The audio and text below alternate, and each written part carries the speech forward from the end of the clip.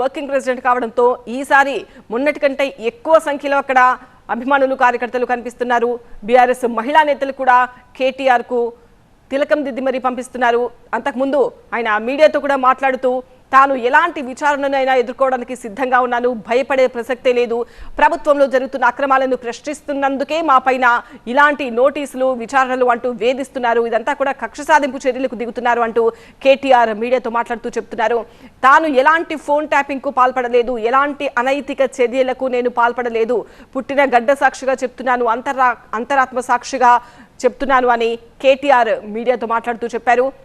Phone tapping ఎపిసోడ్లో విచారణకు మరి కాసేపట్లో హాజరు కాబోతున్నారు. ఆల్రెడీ బీఆర్ఎస్ భవన్ నుంచి బయలుదేరి వెళ్లారు. మరికొన్ని క్షణాల్లో పిఎస్ కు చేరుకోబోతున్నారు. కేటీఆర్ ను CP Vijay Kumar, ACP Venkatagiri joint గా విచారించబోతున్నారు. కేటీఆర్ విచారణ కోసం ప్రత్యేక ప్రశ్నలు సిద్ధం చేశారు సిట్ అధికారులు. కేటీఆర్ తో పాటు పోలీస్ స్టేషన్ దగ్గరకు హరీష్ రావు సహా మిగతా బీఆర్ఎస్ ముఖ్య నేతలు కూడా చేరుకున్నారు. ఫోన్ ట్యాపింగ్ కేసులో నిన్న కేటీఆర్ కు నోటీసులు వెళ్లాయి. ఇదే కేసులో ఈ నెల 20న హరీష్ ను కూడా సిట్ విచారించిన విషయం తెలిసిందే. బీఆర్ఎస్ ఎమ్మెల్యేలను పిఎస్ పరిసరాల్లోకి పోలీసులు అనుమతించట్లేదు. కార్యకర్తలను కూడా అక్కడ దూరంగానే బ్యారికేడ్లు పెట్టి ఆపేస్తున్న పరిస్థితి. పోలీస్ బందోబస్తు కూడా భారీగా పెంచారు. బీఆర్ఎస్ వర్కింగ్ ప్రెసిడెంట్ కాబట్టి ఈసారి ఇంకా పెద్ద ఎత్తున అక్కడ జనం గుమిగూడే అవకాశం ఉంటుంది కాబట్టి ఎలాంటి అవాంఛనీయ ఘటనలు జరగకుండా భారీగా పోలీస్ బందోబస్తు ఏర్పాటు చేశారు. బ్యారికేడ్లు పెట్టి ఎక్కడికక్కడ అడ్డుకుంటున్నారు. మనం లైవ్ దృశ్యాలు చూస్తున్నాము. జూబ్లీహిల్స్ పోలీస్ స్టేషన్ నుంచి లైవ్ దృశ్యాలు చూస్తున్నాము. చేరుకున్నారు కేటీఆర్ జూబ్లీహిల్స్ పోలీస్ స్టేషన్ కి.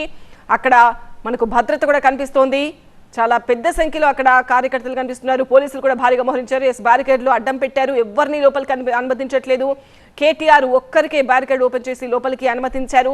మిగతా నేతలను కానీ, మాజీ మంత్రులను కానీ, అడ్వకేట్స్ టీం కానీ, సింగిల్ అడ్వకేట్ ని కూడా అక్కడ లోపలికి అనుమతించట్లేదు. లైవ్ దృశ్యాలు చూస్తున్నాము టీవీ స్క్రీన్ పైన ఎక్స్క్లూజివ్ గా. జూబ్లీహిల్స్ పోలీస్ స్టేషన్ నుంచి లైవ్ దృశ్యాలు ఇవి. కేటీఆర్ చేరుకున్నారు జూబ్లీహిల్స్ పోలీస్ స్టేషన్ కి. ఎగ్జాక్ట్ గా